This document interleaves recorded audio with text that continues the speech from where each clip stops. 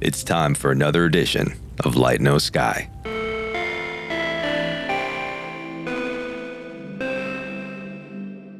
Hey travelers, welcome back to Ghost Light.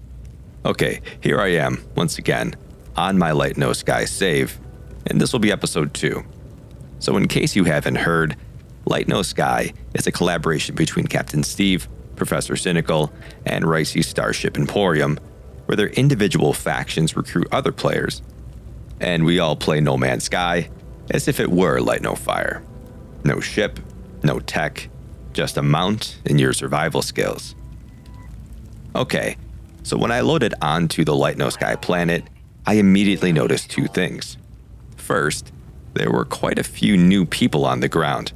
I saw 5 or 6 people active on the planet, whereas the day before, it was just the captain, the professor, Ricey, and I. Now, I knew they released the glyphs to their various membership platforms, so that made a lot of sense. I wasn't quite sure if it had been made totally public yet, though. Alright, so second, I couldn't help but notice some new comm stations around the planet, with one being suspiciously close to our faction hub, or Captain Steve's base. So, I decided to armor up Sonique and venture off to see what was up. And lo and behold, it was a message from none other than the glitch master himself, Professor Cynical. And his message was clear. He wanted our faction to know that he was doing a leader's recon of the area, assessing our forces, and getting a lay of the land here. So I thought the best response might be to meet this escalation with a message of the like. But there was one issue. While my multi-tool thankfully spawned with a trained manipulator, it didn't come with any offensive weapons to speak of. Now, if you've been watching this channel for any length of time, you might know that I love to use the trained manipulator as an offensive weapon, but mostly against sentinels. I don't think it's going to cut it against a more conventional enemy like other players. Now, our dear friend Captain had sent me the rules earlier in the day, so I knew that the rising tensions may eventually boil over into a battle for the planet. So, instead of provoking our provoker, I decided to focus my energies on preparing for war, something I was all too familiar with. Okay, so current state. Weapons, none. Defensive tech, also none. I need tech. And the rules on what's acceptable here are clear. You can only install tech that you find on planet, or you buy from landing traders. Now, I could grind for Exosuit tech at the damaged machinery that litter the planet's landscape. I don't know the actual drop rate for tech versus nanites. Anecdotally speaking, it feels pretty low, but the spawn rate for damaged machinery on this planet, like most, was high, so I was ready to play the numbers. Plus, getting nanites would help should I encounter any random landing traders. Next, weapons. I have a few choices here. Now, this is a Korvax system, so a monolith would have an Atlanted multi-tool, but given that this is a new save, I don't have any Atlantidium to charge the monolith and spawn the multi-tool, and I hadn't progressed far enough into the story on this save yet. So the next option was the space station. Now, there is a hub somewhere south of the portal that I used to find the planet. Use of the hub, however, opens you up to attack, as you must enable PvP and be in survival mode upon heading there. Now, I usually keep my character in PvP mode anyway, but why open myself up to additional risk? Given my infantile state at the moment, I opted for choice 3. Head north and look for a minor settlement. Now, I had noticed through their videos that all of our faction leaders had seemed to acquire flying mounts that were not native on the planet. So, I followed suit and had my alt deliver a very special egg. Now, this egg was from a special flying mount with a pedigree. Magi Murph destroyed the competition in the Spectral Vanguard's flying pet race last year with this lightning-fast, Griffin-style fauna. Now, Zoo had passed the egg to him, and Murph had passed the egg to me. Unfortunately, I still had some time before it would hatch, so I called in my ground mount, and we rode north. Now, another anecdotal bit. When looking for points of interest, I've always picked north or south and continued in that direction, weaving from one unknown building to the other, and this system worked for me. And as an experience, I actually had a lot of fun doing this type of exploration, riding a hedgehog, searching for supplies, just making my way across the landscape, collecting, salvaging. And it wasn't long until I found my first building, which was just a shelter, but I was happy to take the nav data, nanites, and damaged machinery. Despite getting launch fuel I won't really need. Continuing on for my quest for tech and weapons, I hit every damaged machinery I could find.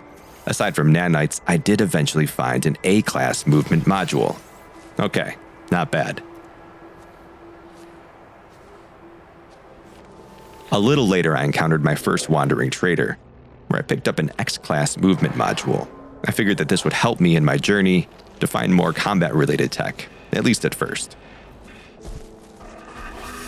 I also happened upon many different types of points of interest, some more helpful than others. I knew if I was going to find a new multi-tool, I was going to need some units. So I took any opportunity I was presented to find valuable items for trade. And again, I can't stress enough how much fun it was to discover the planet in this way. And I was always sure to keep Cynical well-fed and give her plenty of love.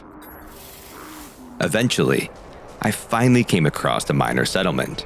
I was pretty excited, as it had been about 2 hours at this point. Unfortunately, the multi-tool that it contained didn't have much as far as weapon tech goes, and it was way out of my budget. So I decided to press on, gathering more materials and items for sale. But it wasn't a complete disappointment though, because not long after, I was visited by my second wandering trader, where I picked up a suspicious shield and life support module. This granted me 33% core health, which meant 1 additional health point. As I wandered further, I realized that the flying mount egg I had retrieved the day before had finally matured and was ready to hatch. So, I said goodbye to my trusty ground steed, Cynical, and hello to my new flying friend, Swiftwing. Now, Swiftwing made exploration so much easier. I could still check my analysis visor from her back, which was helpful. But now I could find and visit POIs at a much faster rate, without violating the rules of Light No Sky. After gaining some additional capital, I set out once again to find a multi-tool with some tech that I could actually use. I was very excited to come across this unknown grave. If you don't know, these give you the glyphs for the portal network, which I didn't need, but it also gives you a memory fragment, which grants you some installable tech. Now this one granted me an efficient rebreather, but hey, I'll take it. By now, it had been a few hours, and I was quite a ways from my base, so I thought it would be prudent to turn around, maybe change my path slightly to hopefully encounter more POIs, but generally head back home. But not before stopping back at this archive to sell off all of my trade items, which eventually got me to a point where I may be able to afford a new multi-tool. Soon, I was back on my way with a few stops for resource gathering. And as luck would have it, I did end up randomly encountering another minor settlement, but this time the multi-tool did have some weapons tech and was much, much more affordable for some reason. Finally, I arrived home, having just finally completed all that I set out to do that day. I stashed away the day's bounty, which included the second egg I induced while out and about. Then, I headed to my balcony to reflect on the day's journey. And that's it. I hope you enjoyed this episode of Light No Sky. Please like and subscribe. Hit the notification bell so you don't miss any future videos.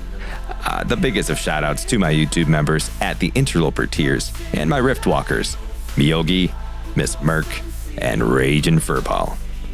And as always, dear Rift Walkers, I'll see you tonight.